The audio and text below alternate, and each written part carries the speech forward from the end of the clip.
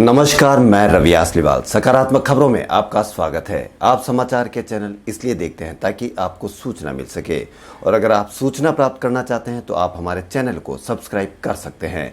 और यदि आपको ऐसे चैनल देखने हैं जिसमें सिर्फ किसी का अपमान होता हो, मन में गंदगी भरने का काम होता हो, और यदि आपको लड़ाई झगड़े की बहस में आनंद आता हो, तो हमारा चैनल ऐसी सुविधाएं नहीं देता है। इसलिए आप न्यूज़ के लिए हमारे चैनल को सब्सक्राइब कर सकते हैं। तो बढ़ते हैं खबरों की ओर। 1 जुलाई यानी आज से देश भर में अनलॉक 2 शुरू हो जाएगा।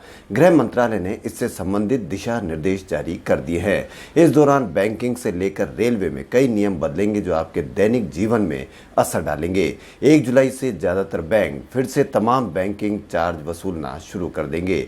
ATM cash, withdrawal charge, minimum account balance, maintenance जैसे बैंकिंग चार्ज पर सरकार ने 30 जून तक ही रोक लगाई थी।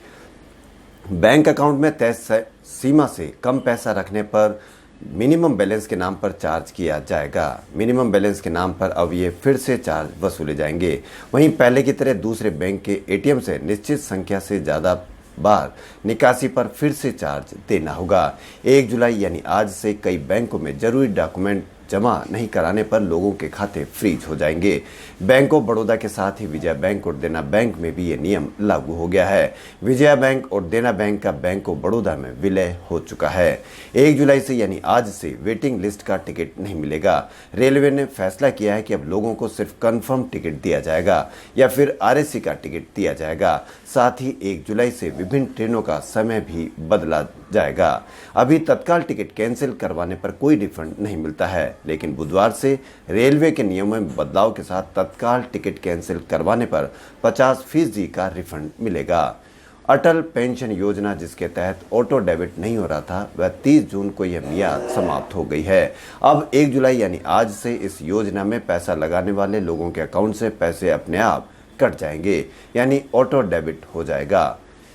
अनलॉक 2 के लिए केंद्र की गाइडलाइन के अनुसार मंगलवार को राज्य सरकार यानी राजस्थान सरकार ने भी दिशा निर्देश जारी किए हैं। राज्य की नई गाइडलाइन में अब राजस्थान में 9 बजे की जगह 10 बजे से कर्फ्यू सुबह 5 बजे तक जारी रहेगा, लेकिन जरूरी सेवाओं को इससे अलग रखा गया है। स्कूल, कॉलेज सहित अन्य शिक्षण संस्थान अब 31 जुलाई तक नहीं खुलेंगे। गांव में श्रद्धालुओं के सीमित संख्या वाले धार्मिक स्थल 1 जुलाई से खुलेंगे। शहरी स्थलों में धार्मिक स्थल बंद रहेंगे। इस साल कॉमन लॉ एडमिशन टेस्ट यानी क्लेट 2020 22 अगस्त को होगा। इसके लिए आवेदन करने की अंतिम तारीख 10 जुलाई तक बढ़ा दी गई है। भारतीय मूल के अमेरिकन मेधा राज को डेमोक्रेटिक पार्टी के राष्ट्रपति पद के उम्मीदवार जो बिडेन के डिजिटल चुनाव प्रचार की कमान संभालेगी। मेधा ने कहा कि चुनाव में 130 दिन बचे हैं और हम 1 मिनट भी बर्बाद नहीं करेंगे। देश की सड़कों पर अब जल्द ही लंबे आकार के ट्रेलर, ट्रक, बाइक और बस से दिख सकती है। केंद्र सरकार अंतर्राष्ट्रीय मानकों को लागू करने के लिए मोटर वाहन अधिनियम बदलने पर विचार कर रही है। लॉकडाउन के बाद मई की तुलना में जून में बाइक और कार दोनों की बिक्री में 9 गुना तक इजाफा हुआ है। इसके हिसाब से अर्थव्यवस्था पटरी पर आने के संकेत मिल रहे हैं। राजस्थान में मानसून के बीच गर्मी ने फिर दस्तक दे दी है। मंगलवार को 8 शहरों में पारा 40 डिग्री के पार चला गया। वहीं बीकानेर में सबसे अधिक 45 डिग्री पारा दर्ज किया गया। आषाढ़ माह के शुक्ल पक्ष के एकादशी यानी बुधवार आज है। इस दिन देवशयनी एकादशी और आखिरी सावा भी है। इसके साथ ही भगवान विष्णु योग निद्रा में चले जाएंगे, यानी देव सो जाएंगे और चातुर्मास शुरू हो जाएंगे। अब अगले 4 माह और 25 दिन तक विवाह, सगाई, मुंडन, संस्कार जैसे मांगलिक कार्य नहीं हो पाएंगे। इसके बाद 25 नवंबर को देव उठेंगे तो सावे व मांगलिक कार्य शुरू हो सकेंगे। राजस्थान में जयपुर, सीकर, टोंक जिले के युवाओं के लिए सेना में भर्ती के लिए ऑनलाइन आवेदन 30 जून से शुरू हो गए हैं। भर्ती जयपुर सेना मुख्यालय करा रहा है। सेना की वेबसाइट पर आवेदन के बारे में जानकारी ले सकते हैं।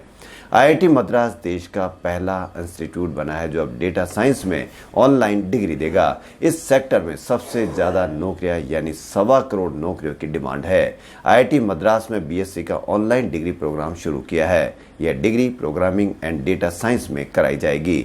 इस तरह IIT Madras online BSc degree programme चलाने वाला देश का पहला इंस्टीट्यूट बन गया है। देश में मंगलवार को 506 कोरोना संक्रमितों की मौत हो गई। देश में एक दिन में यह सर्वाधिक मौत का आंकड़ा है। सबसे ज़्यादा 245 मौत महाराष्ट्र में हुई। दुनिया में भी ब्राज़ील के बाद सबसे ज़्यादा मौत भारत में ही हुई है। ब्राज़ील में एक दिन में मौत का आंकड़ा 542 रहा। कोरोना की वजह से किसानों से अनाज की खरीद थोड़ी देर से शुरू हुई, फिर भी सोमवार तक 388.47 लाख टन गेहूं खरीद का रिकॉर्ड बन गया। पिछले साल इसी अवधि तक 381 लाख टन गेहूं खरीदा गया था। एक साल बाद IARS मुख्य परीक्षा 2018 का परिणाम जारी होने की राह खुल गई है। हाईकोर्ट राजस्थान में परिणाम जारी करने पर लगाई रोक को मंगलवार को हटा दिया गया। अब 1-2 दिन में ही परिणाम जारी करने की प्रक्रिया शुरू कर दी जाएगी। करीब 1017 पदों के लिए आयोजित इस परीक्षा का रिजल्ट जारी होने का करीब 18,000 अभ्यर्थियों को इंतजार है। नेशनल फार्मास्यूटिकल प्राइसिंग अथॉरिटी ने कोरोना के इंजेक्शन की कीमत 50% तक बढ़ाने का फैसला किया है। यह इंजेक्शन ICU में भर्ती कोरोना मरीजों को दिया जा रहा है। यह इंजेक्शन कई कंपनियां बना रही है। राजस्थान यूनिवर्सिटी में फाइनल ईयर की परीक्षाएं 15 जुलाई से शुरू की जाएगी। टाइम टेबल जल्द ही जारी कर दिया जाएगा। वहीं प्रधानमंत्री नरेंद्र मोदी ने देश को संबोधित करते हुए गरीब कल्याण योजना का विस्तार नवंबर अंत तक करने की घोषणा की है। उन्होंने कहा कि दिवाली और छठ तक 80 करोड़ लोगों को मुफ्त अनाज मिलेगा। इस पर 90,000 करोड़ रुपए खर्च होंगे।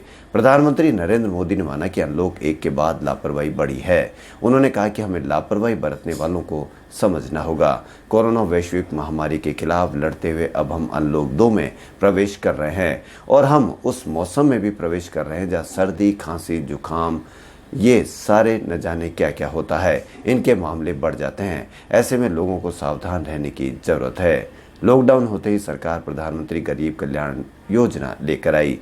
बीते 3 महीनों में 20 करोड़ गरीब परिवारों के जनधन खातों में सीधे 31,000 करोड़ रुपए जमा करवाए गए। इस दौरान 9 करोड़ से अधिक किसानों के बैंक खातों में 18,000 करोड़ रुपए जमा हुए हैं।